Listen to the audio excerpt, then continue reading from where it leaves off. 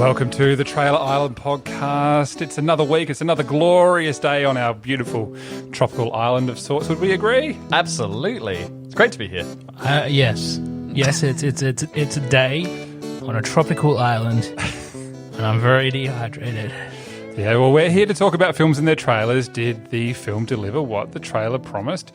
And we're in the middle of our extravaganza on Australian film where Steve is absolutely loving every single moment of it. Would you agree, Steve? Got a heat stroke and my crotch is itchy, and now I'm reviewing Australian films as well. So he's having a great time, everyone. I think it's having a great time. Now, you might recognise a voice tonight because he joined us for our review on The Dry. If you're an Adelaidean, you might have seen him on 9 News. It's Will McDonald. I must have done so well when reviewing The Dry. I got to come back for another episode, so thank you so much. Yeah. I am looking forward to this one. I really love Australian cinema. I don't know if Steve does. That smirk is not doing good things for you, Steve. I've resigned myself to being the black sheep, and I feel like as the black sheep, I get a little bit of downtime. And you know what? I feel like you talk about black sheep, but I feel like black sheep are at the core of Australian cinema. Yeah. But I mean, to occupy my time this week, I'm going to play a little bit of Trailer Island bingo. Okay. And so when my esteemed colleagues do something on this wonderful grid I've drawn up, I'm gonna cross it out and hope that you get to bingo. Oh yeah, I'm hoping to call out bingo 10 minutes into this thing. So we don't get to know what the things are on the bingo squares. No. So just to visualise for everyone listening at home, you have a pad of paper there. I don't know how you managed to get paper onto the island. It's ridiculous. You do hoard a lot of stuff, don't you, Steve? What'd you call me? And you've written a range of things in the form of a bingo game that you think that we are going to discuss directly tonight. Is that what you're saying? I can't read my handwriting, and I've written one thing here. I just can't. Yeah. I think it just says bad. Oh. You're so mean. Look, if I may, I know that we have to introduce the film and everything. I don't want to waste anyone's time, but I'm just on topic of your bingo. I do have some notes here. I just want to say one of my notes just to see if it's on your bingo. And one of my notes here is just that Steve is wrong. Don't tell me that's on your bingo. Is that on there? Is there like a criticism of Is it a Matthew Steve? Disregards Steve's opinions? No. Oh, all right. We're pretty good. All right. Now, this film came out in 2000. In the 2000. So that means it's a fairly old film, doesn't it? That means we have to... Is the captain... Oh, there he is. Captain. I prefer Tom Ran. So do I. Oh. Thank you, Captain. We appreciate your time. Now, because Will is being a wonderful guest for us again this week, Will, would you like to introduce the film for this week? It's an all-time classic. I'm not going to say for an Australian movie. It's just a classic. It is a great movie. The Dish. We just got word from Houston. Let's go for launch. 6, 5, 4, 3, 2, 1, 0. Astronaut Neil Armstrong lands on the moon. People all over the world will be watching television pictures provided by the receiving dish in the town of Parks. So what's this all about? We've got the moonwalk. Hey? The moonwalk. Why'd they pick us? Turns out it's the largest radio telescope in the Southern Hemisphere. What's it doing in the middle of a sheep paddock? Which town is part of the Apollo 11 mission? Parks. The people at this place, they know what they're doing? I believe so. Bloody well hope so. I mean, no offence, but the Americans spend billions of dollars to let us watch man walk on the moon, and in the end it falls to you blokes. I mean, how do you feel about that? A lot better before you opened your trap. In a few days' time, we'll be watching television pictures from the surface of the moon. Slap bang in the middle of it. I must stress these are not to scale. Imagine the Earth is basketball. This'll be good. And I get it. How do you reckon they go to the... up there? This is Al Burnett from NASA. Al's here to make sure that all the signals get back to mission control. This was always your dish. You were always the boss. You'd never let anyone else come in and run the place. I'm afraid we're going to have to get back to work. You treat us like a pack of galahs. that's a kind of parrot. Have you thought about what's being attempted here? Of course I have. This is science's chance to be daring. It will be one of the proudest moments in Australia's history. I think the computer's wiped. Are we stuffed? Yeah, we're stuffed. Let me get this straight. Southern Hemisphere's prime receiving station has no idea where Apollo 11 is. Yeah, it's on its way to the moon. What if you come clean? Just tell NASA. That we lost Apollo 11. I wouldn't say that first. How's it going out there? Oh, good. Except we've lost Apollo 11. Oh, except for that. Is everything all right at the dish? Man's about to walk on the moon. And he still will. I made a commitment to NASA, and I intend to fulfill it.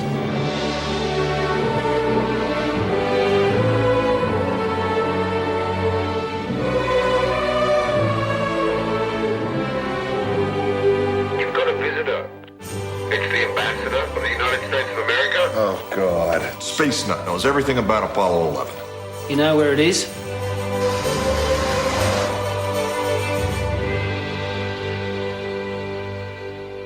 That is definitely not the trailer I watched. No? No, I think I got like the Made for America version. Oh, yes, I have seen that version as well. It's got some horrendous voiceover. Yeah, it doesn't really sell the film well either. Well, that one we just listened to does. I love that trailer. I think that's a terrific trailer. That's an awesome trailer. That made me feel uplifted just from that two and a bit minutes there. What a lovable bunch of larrikins, you know? don't you just have the biggest smile on your face when you watch that trailer? What a bunch of characters, you know? What a bunch of just like true Aussie blokes. Alex, I think he's making fun of us. I'm not sure. Will, is he making fun of us? Yes. This is a fantastic film. What's the film about? It's about a bunch of blokes in a big antenna, and they are making sure that the TV signal from Apollo 11, when it lands on the moon, makes it to the billions of people that are watching worldwide. And that is exciting. It's a small group of dudes responsible for this very pivotal moment in history. And you don't like it. What's good? I mean, it's relatively speaking, it's not exciting. I mean, being at, Cape Canaveral and watching that rocket take off might be a little bit more exciting than beaming signals back to Houston. Yeah, but this movie is not 100% obviously based on fact of things that happen, but it's pretty close in terms of the role Australia played with its systems of telescopes in making sure pictures did happen. So there is a real element of Australia playing a big role in a massive event that happened in space travel. Yeah, and I don't think that can be underplayed, really. I mean, we've all grown up. Yes, it can. Steve is doing. Well, he's trying his best, but we've grown up watching those images, and it's. I mean, I obviously wasn't alive when it happened. None of us here were to see that live. But you think that picture came from as far away as the moon. You can't. It seems, I suppose, to us having grown up here, going, well, we wouldn't have had anything to do with as big as that. So I think this film's great that it highlights that. Again, how accurate it is, I'm not sure, but I think it's very. I just think it's great that this film has acknowledged that Australia is, we've done stuff in history, and this is one of the greatest technological achievements of mankind. And the fact that we had any part in it, I think, is terrific. And it does, and it's got beautiful moments of comedy and drama that are sort of mixing together in this beautiful Australian style that perhaps only we could understand. That makes it like this film makes me giggle and laugh the whole way through. Now, we talked about there being another trailer that was available, which had to have been for overseas audiences. Most notably American audiences, and we'll link that trailer in the show notes so you can check that out. But that, I mean, at your own risk. At your own risk. That is, it's got the narration. It's like a young. How do American accents work? It's kind of in that gravelly voice. In a land that time forgot. Australia. The world has changed, and they're launching man to the moon, and they're relying on a satellite dish in parks in the middle of a sheep paddock. Rob Schneider is a carrot. The thing about this movie is that it's obviously got a fictional storyline to the real life scientific exploration that went on. But it's a wonderful fictional storyline that goes behind it. And I think regardless of whether it's true or not, obviously not, it just puts the picture of people who are doing these things. They have a life and troubles and, things that are going on in the background while attempting something that had never happened before. I kind of love that element of of a real emotional connection while they're trying to do this scientific stuff that none of us could possibly understand. And it's nice that there's such a sort of tightly knit group as well, because it is only sort of, 4 or 5 of them. And so it's just nice to sort of see them, they sort of know how to look after one another, like what not to say perhaps at the wrong time when they're under moments of extreme stress, if you get my meaning. And it's just this wonderful sort of teamwork environment. It's got such warmth to it. There are these beautiful dramatic pauses that happen throughout the film that are then just punctuated by just lines that come from different people, like Rudy, the security guard in Sector A or Sector 1, wherever he's from. It's just, all of that bit is just times perfectly. Now, this film, the trailer says here, from the creators that brought you The Castle, which is possibly... Oh, he's marked a thing off there. No! The bingo. We were always going to bring up The Castle. That was an easy Steve, one. that's easy. It was an easy one. So just but I feel like most of them easier as well. Just a reminder that Steve has his bingo card here. And... yes, you mentioned The Castle. This is Working Dog. Is it Working Dog Productions? Yeah. Now, these guys are the guys who created The Late Show, which is a show on the ABC. So it's Rob Sitch, Tom Gleisner, Jane Kennedy, and Santos Solaro. And I think they just nail the Australianness of it. This is not long after I finished watching them on The Late Show, Saturday night. 10 o'clock or 9 o'clock, I think it was. And there was nothing serious in that show whatsoever. No. It was just one stupid joke, but nailing it champagne comedy style, as they say, after another. And then they moved to The Castle. And that came up as for me, Australian classic, in that it just nailed so many things. Like the line, Jenny, nah, microwave Jenny. If you're a fan of The Castle, you'll know that one. It's even better than The Vibe, in my opinion. So they've gone from The Castle, where they did that, again, pure comedy with a smidge of emotion there. But then The Dish came, and this was a step well away from what I was expecting from them when I went to see this movie initially. Came out of it thinking, I can't believe they did that movie, because it worked perfectly without it being a comedy whatsoever. They manage to like kind of do slapstick but not do slapstick, don't they? It's such a fine line. It's like I said, it's not a comedy, but it's funny. Yeah, there's nothing that feels awkward in it. What was dramatic about it then? It's the story that's happening. Like this small group of people are responsible for this monumental thing, and there is a lot of stress and tension on the shoulders of these guys. They're representing Australia. As far as NASA are concerned, we've got to put on a good show for the Americans. So all these things, we can't let down everyone who's worked to get man on the moon and fall at the last hurdle, which is, there's that wonderful line in the film, which is, he's going to walk on the moon, but we've got to make sure that people can see it. Was there ever in question? Well, that he's going to walk on the moon. Yeah. No, that's not, the film's not about... Was there ever in question that they've beamed the pictures back, having historical hindsight? It could have gone wrong. It could have gone wrong. And the things that happen in the film could have gone wrong. Well, you could say that for any film, though. Wait, video evidence. You could say that. It was okay in the end because it doesn't. Like, shouldn't have made the movie. Yeah, exactly. If the film was just about if the film was just about them flipping some switches while it worked. So are you trying to tell me, Steve, that there's a sequence here where they lose power and they lose a lot of the calculations that they've made and entered into computers? Are you saying that you didn't feel the tension in the room when that happened? No. I'm amazed by that. Explain. Please try and justify that. Because just bear in mind that we've spent about 40 minutes with this sort of family of people who are working on this, if you want to call them that. So you've grown to care for them, and then it all goes wrong. And you go, how on earth are they going to get out of this? How are they going to fix this? I always lean forward in my seat going, I can't, what are they going to do? And I've seen the film about 5 times before. Because there is historical record of Neil Armstrong on the moon, okay? This is the same problem I have with... Okay. This is the same problem I have with biopics, all right? Or Titanic. Okay? Like watching Sully, okay? You watch that movie and you go, Sully Sullenberger is going to go through this okay because it's a major historical event that, he came out of unscathed. It's the same with this. I'm watching this film and the power... It loses power, halfway through the film? Something like that. Yeah. For 20 minutes. All right, but they lose more than just power. They lose all of their complicated calculations of where the ship is, which is easily solved after a really dramatic montage by Patrick Warburton going, "Let's point the dish at the moon." we'll pick it You up that way. simplify I think you're a lost cause. Absolutely. Was Titanic a good movie? It was. Because we knew what was going to happen at the end there. Because I didn't know who was going to get off that boat. Oh. See, the thing about The Dish is I bring it back again to not necessarily the drama of the space mission which makes it, because you're right, Steve, we know what's going to happen. Neil Armstrong makes it to the moon, he gets down safely, we know there are pictures, we've all seen them.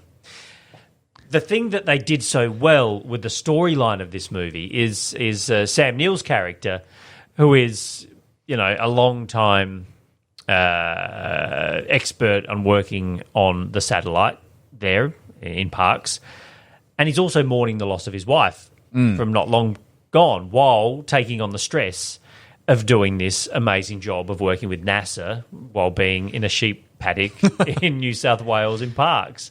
So I think that's where the storyline for me really gets its gravitas and makes me want to... You want them to win because you love the characters. I know I'm going to dig my own hole here, but how has his wife dying impeded his job?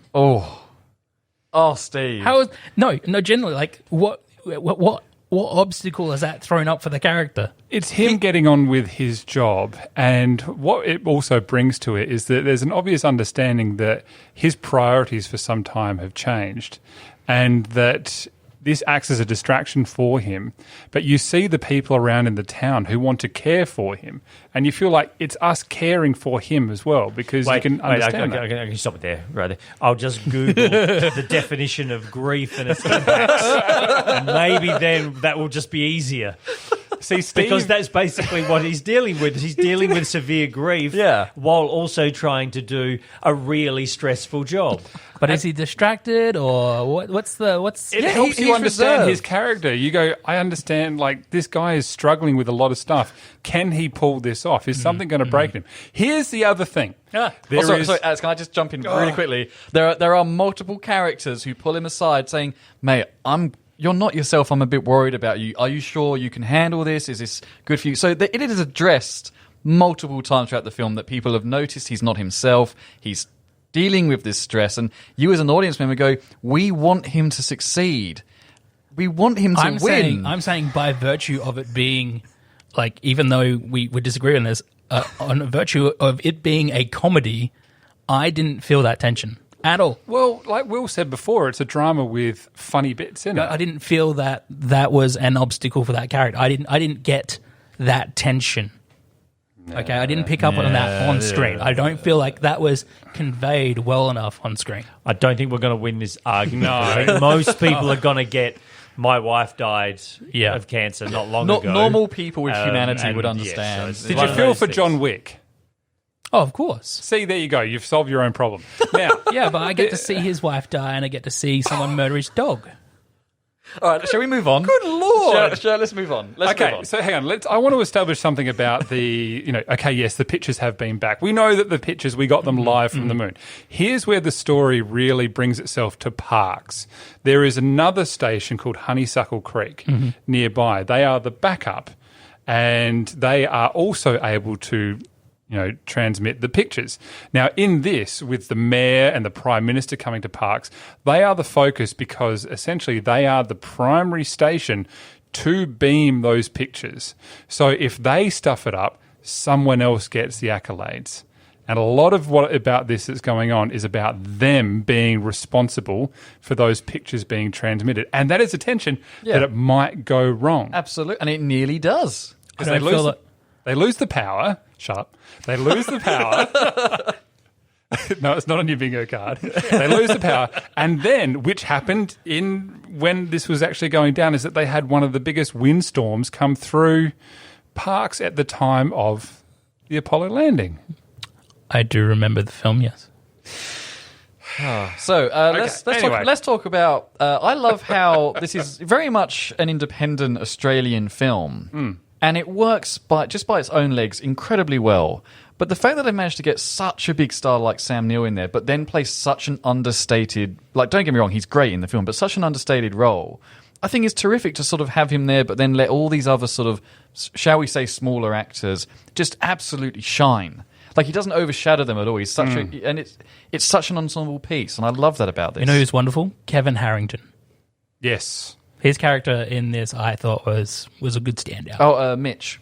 Yeah. The one that says, you treat us like a pack of galahs. Yeah. From he was also in Sea Change. Yes, this was made not long after Sea Change. Similar, definitely a similar time in Sea Change, where he plays the rather a bit, I don't know, dumb dad. And they have the classic scenes at the very end of every episode of him and his son trying to explain stuff to his son. It was just sometimes the highlight. He plays this. How would you describe his character, Steve?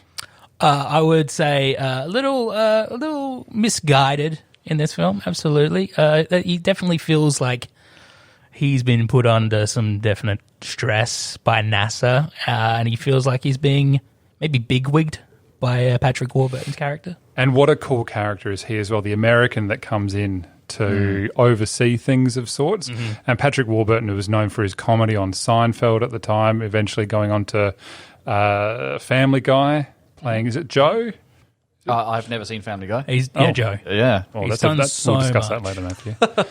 Shouldn't have said anything. We had this opportunity to play a straight, dramatic character. And he's very good. He's a very good anchor in the film. He's the straight man to a lot of the... Yeah, I would call it that, yeah. And also we have a lot of fun, I mean, as an Australian audience, of the American who doesn't know Australian language or sort of slang, you know, there's some... But what I love about that in this film is they never go over... It never becomes cliche or a bit silly. So, I can imagine that conversation happening. The fish out of water stuff. Yeah. Yeah, it doesn't overplay the Australiana, if you like. Yeah. I would disagree. There's no shot of a kangaroo. I think the primary reason of Roy Billings' character is to showcase the Australiana. Who plays the mayor.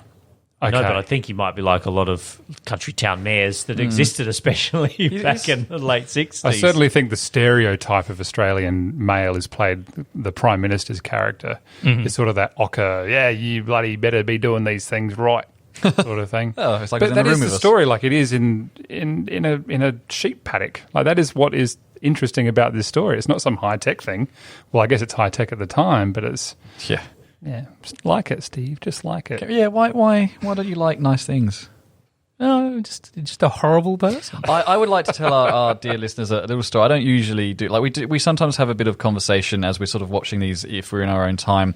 Steve did send Alex and I a message, and Will, maybe you could comment on this perhaps, just as to how ridiculous this is.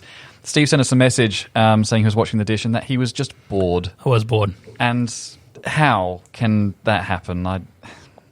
This is what we've discussed this before. Well, I'm sure we not have. on the recording of the podcast, but we just don't understand where the pure hatred, for lack of a better word, for Australian cinema came from it, because it's blunt, like it's and it seems it's prejudiced. It is a bit, and I just don't know where it came from. I think it. Well, okay. If there is an answer to it, or is it just developed? It started, and I do like this film, Crocodile Dundee. Okay, it started with that because Crocodile Dundee gave Australian filmmakers a template to make by. Well, not filmmakers. I would say producers. They said, if you want to make an Australian film, it needs to sell Australia, or it needs to sell the Australian people. And so I think for the last 30 years, we've just had films. It's an overgeneralization, but we've had a lot of films that are primarily made to sell Australia. Okay. It's not a great example, but I mean, last week we talked about, we've talked about The Dry, and The Dry was barely produced by anyone else other than the Victorian government and Screen Australia. But it wouldn't sell Australia per se. Yes, I mean, people die in that movie. Were you saying there was a bump in tourism to the town? Yeah, there is, but it doesn't sell it. That's like an inadvertent consequence of a horrible place that's in a drought where there's been 4 horrendous murders. I just think there's an attitude out there that's not allowing more unique voices into Australian cinema. Okay. We're not. I think we're a few, maybe even a decade away from producing our own Taika Waititi, or our own Bong Joon-ho or something like that. I think that Australian media, the real strength is in our TV series. I think there's a lot of good, unique voices out there creating like consistent TV series on terrestrial TV, and it's making our film industry look a little weak. That's interesting. It's an interesting point of view. I do get where you're coming from, where you talk about perhaps cliches in Australia films, like I said, like the shot of the kangaroo, that kind of thing. But I feel like you're perhaps being a little oversensitive to when it comes to films like The Dish, and obviously we spoke about The Dry. The Dry is probably a lesser example of this, but I still feel like The Dish is a movie where, yes, you've got the accents, you've got sort of poking fun a little bit of the sort of the cliche Australian culture, but it doesn't do it to the point of, like we said earlier, it's not slapstick. I felt it was slapstick. I felt like I was being hit over the head with, look at all these larrikins, these lovable larrikins. If you come to Australia, this is what you can expect. I love the image of them playing cricket on the dish. I think that's terrific. I want to play cricket on a satellite dish. Oh, no contest here. I'd love to do that as well. I want to go to parks now to see this dish too. I'm also not still there, right? I'm also not saying that every Australian film is a bad film. Okay, Babe is an excellent film. Mad Max is an excellent film. Okay, so we do break out of the mold. So yeah, absolutely. What you're but there's saying, always exceptions to the rule. Right. Well, if we can bring it's not enough, is what I want more. Okay. I want more. I want more diverse voices in our industry. I think if we bring it back to The Dish, this is a great example of a film that stands on its own. It doesn't seek to sell Australia as such. It seeks to tell a story. No? Yeah, I disagree.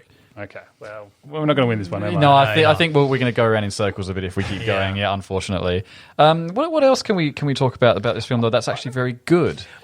Interestingly, a point that I was wanting to bring up as well is that, like many Australian films, the lead actor wasn't born in Australia. Yeah, that happens a lot. Russell Crowe syndrome. Yeah, Sam Neill, obviously, I think, born in Ireland, New Zealand, and then to Australia. He's got a bit of a mix, hasn't he? We need to. There's probably a whole list of others. Russell Crowe is obviously the big one that we always claim as Australian. We do well, I think Russell Crowe sort of forsaken his New Zealand heritage a little bit, hasn't he? But now we do have Geoffrey Rush, don't we? He is an Australian person, I think I'm right in saying, because he's a terrific actor. You've got Hugh Jackman. Hugo Weaving. Yeah, you got plenty there. Margot Robbie. Now... Eric Bana. You mentioned Taika Waititi before, and we've talked about this before, where he was really good at nailing that happy, sad cinema. Yeah, I think The Dish is a great example of that. I would completely agree with that. It's a film that really drives this idea of people who are in a bit of trouble, but it brings a big smile to your face, whilst things that are quite sad about the film as well. I think it's afraid to lean into those emotions. When we talk about the grief that Sam Neill is feeling, I don't see that shown on screen enough. But this is the point, I think, where it gets back to the capturing what Australian society might have been like at the time in a relatively small town. I don't think men would have cried. Men can barely cry now. No, I so agree I think there. there's an element of people know that the Sam Neill character is struggling, but no one really knows how to help him and embrace him, and you can just see the man having to soldier on with this weight of grief on him, because that's what you do. Well, there's that wonderful lunch scene, isn't it? Well, I think it's towards the end of the film where he goes around and there's that wonderful exchange between the mayor's wife and then the mayor, and they sort of just very subtly go, "Are you okay?" kind of thing as he's leaving, and he's going, I'm okay. And that's sort of the extent that they can manage as to broaching this subject with him. So I think it's probably just a sign of the times that this film's trying to represent. He doesn't have that moment where he's in the control room of the dish and he breaks down and they don't do that. When I'm kind of glad that they don't really. I think that would have been. And in that scene itself, it articulates itself as quite a dramatic, well, not a dramatic scene, but just a scene between characters, which then have these little punctuations of the wife giving the mayor grief about him having both his elbows on the table. Yeah, exactly. Little things like that. But just they don't oversaturate you with trying to go, watch this funny bit, watch this funny bit. It's balanced like a well cooked pavlova. And I think if it wasn't an Australian movie made by great Australian writers, you would have ended up with a scene where the main character breaks down in a sobbing mess. But he knows that that's not what you do. There is no time for that. There is no. He's a professional as well. He sort of gets on with it. And you feel for him. You do. For me, in the storyline of it, this is why I love the movie so much. You feel for him having to soldier on without really being able to take any time to deal with his grief because he's got this mission to continue on with. He's not Neil Armstrong. He's not walking on the moon, but he's got a pretty big job to play. Yeah, a small cog in Sam there. Neill Armstrong. It's all relative, isn't it? He's a really? small cog in the machine. And we all feel like that sometimes, I'm sure. We've all got our little role to play, and we can feel like that too. You know? That's communism right there. Oh, okay. All right, then. Steve. Now, the trailer certainly promised a lot of things in that. does. A nice, it's a reasonably simple story, and it nails. It's got, the music in it, which is in the trailer, I think is for the most part in the film, which I really enjoy. And, I think it's a great story, unless there's anything else. Well, the trailer for me delivered because it wasn't that long after the castle, and the trailer had a distinctly different feel for me than the castle. So it certainly delivered a different story and a different style from the same director and producers. Okay. So But you say, you still weren't quite sure. You weren't expecting this film to be as perhaps well-rounded. You said you sort of came out feeling it was a bit more than you expected. Yeah, the trailer going into it thinking that it was going to be not quite as emotional as it was. So maybe there's a bit of yin and yang. I knew it was going to be different from the castle, but I didn't think it would be quite as focused on the human interest kind of emotion of it. Because I think all I would add to that is sort of the end of that trailer, the music changes into that sort of more sweeping orchestral kind of stuff, which always reminds me of the Apollo 13 movie. When obviously, it's still the Apollo missions. I mean, Apollo 13 was only 2 missions later. And I find that, for me, that suggests it's going to go for this big, epic kind of thing. But like you say, it's actually alluding to that more intimate human kind of emotion thing. And I find that trailer, for me, is slightly off-putting, but I'm kind of glad because it leaves that surprise in the movie going, oh, this is really intimate. Yeah, Steve. Steve, we're all looking at you for some reason. We've focused too much on Steve's negativity, I don't want to finish it on either. I feel like the Hamburglar from The Simpsons, and there's a kid just outside going, stop it, he's already dead. Oh, dear. We're going to finish on a positive. So we're going to, as every week, we give Should I go first then? You are going to go first, but of course we need to work out what we are going to do it out of, normally out of 5. We're not going to give it stars. We're going to give it what? Walkie-talkies? Sheep in a paddock? Sheep in a paddock. What about, what was the satellite dish that fell down in the one from GoldenEye? Yeah. Yeah, I don't know what it was called. I don't know what it was. America, wasn't it? I know it as Out of 10. I know it as the dish from GoldenEye. 5 dishes out of GoldenEye out of... Yeah, that's far too complicated. What are you trying to do? Bloated movies, bloated corpses? No, we're not doing bloated corpses. Shall we just say lunar capsules? Okay, let's go with lunar capsules. Steve, you can go first, you negative Nancy. This is a 1.5 stars. No! Outrage. I was very, very bored by the humour. I definitely don't think the humour is for me. Turns out my note here about Steve is wrong is correct. Could that count as Matt calls me a monster? You are a monster, Steve. There you go. Back to Steve's bingo. Oh, my God. I thought a lot of it is bloated. There's a few characters here that just don't need to be here. If anyone's wondering, Sam Neill being old at the start and the end of the film doesn't really matter at all. That's why we can't have nice things. That's it's 1.5. I really wouldn't go out of my way to watch it again. Look, for a man who coming in really does despise Australian cinema, it's not that bad. I guess not. No, I guess not. I guess so. There you go. Matthew. Let's cheer up a little bit. Okay. So, look, I've sort of said really why I like this film, obviously in the body of the podcast, so I won't go on too much, but I do want to sort of balance Steve's negativity a little bit. So, what I do love about this film, like I said earlier, is just that inclusiveness, that kind of, you've got this small town that are working together, and then within that, you've got this small team of, very skilled professionals. They're very good at what they do, and this is their big chance to really tackle something big and prove themselves, and also kind of represent Australia in a way, sort of just to NASA, and that kind of thing. And I love how just seeing that interplay and having this wonderful team that support one another, and they have their ups and downs, but they all look after one another. And it's just, there's no sort of like big drama. There's not like, oh, you slept with my wife or anything. It's just, they just get on with it, and it's just, normal problems that happen. And I love that. And that's why I just love these characters. Like Sam Neill is just the uncle I wish I had. He's just so just comforting in this film, and you care for him so much because of what he's going through. I mean, I'm a huge fan of the Apollo mission as well. I sort of love that kind of stuff. So for me, this film is just great just in all kind of aspects. So I'm going to give it a 4.5. I'll go next. This might be my favourite Australian film. Wow. There are a lot of good ones out there, but this really, I think, this film, it makes me laugh. It makes me cry with happiness. It just ticks all the right boxes, so I'm going to cut straight to it and give it a 5. Look, I'm going to go with 4 lunar modules. Lunar capsules, I think. Lunar capsules, 4. I'm no expert. I think it is because there is that storyline in it that really what you're looking at for me is the Sam Neill character who just captures it. You put it up quite well. He's the uncle you wish you had. He's just such a great, upstanding person who you do care about throughout the movie.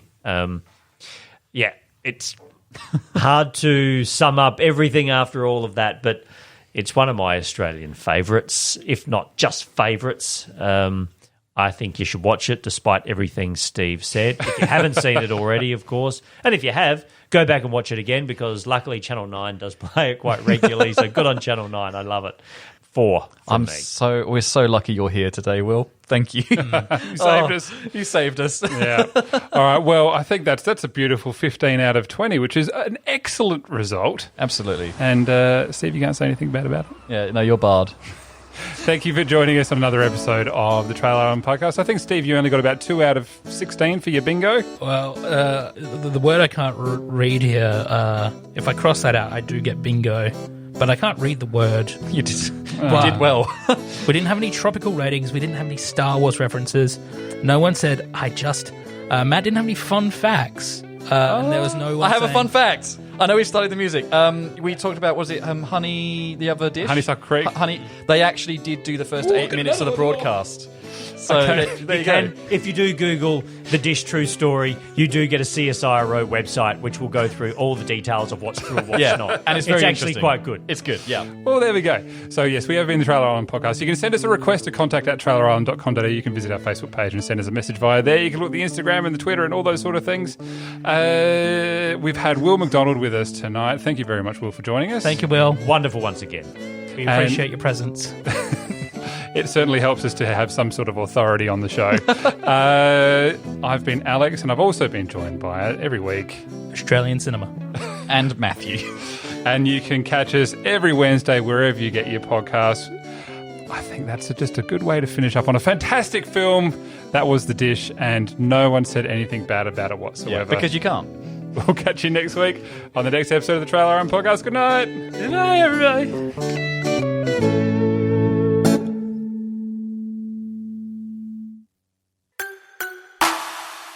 This is a Narrative Network podcast.